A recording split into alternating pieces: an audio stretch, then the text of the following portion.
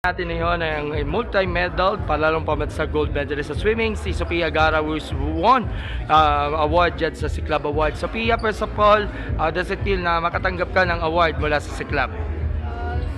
Sobrang saya po and sobrang thankful po na ni-recognize po ako na as a Youth Heroes awardee po. And sobrang salamat po na napili niyo po ako para sa award na. Ano yung recent na competition at paano mo sabihin natin nakaka-boost sa inyo itong award na ito upang mas lalo ka pa ma-deliver pa sa mga susunod pa mga competitions, especially Batang Pinoy? Ano yung recent competition nyo po? Recent po as in like past po. No, kasama na yung palarong pambansa. Ano yung pinaka-recent? CH group po.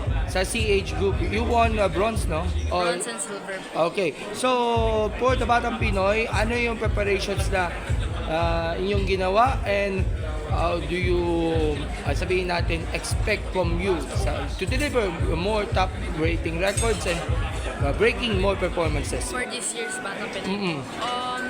Simula po ngayon, next week po, I will start tapering na po for Batang Pinoy.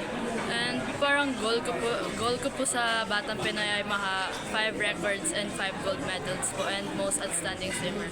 Okay, lastly, anong mensahe na lang sa ating mga youth athletes and shoutouts na rin as we end? Shoutout po sa mga supporters ko po, sa mom and dad ko, to my family and to my coaches po. Marami pong salamat. Sa message ko po sa mga young athletes who are striving to also makatanggap rin po ng mga award na ganito,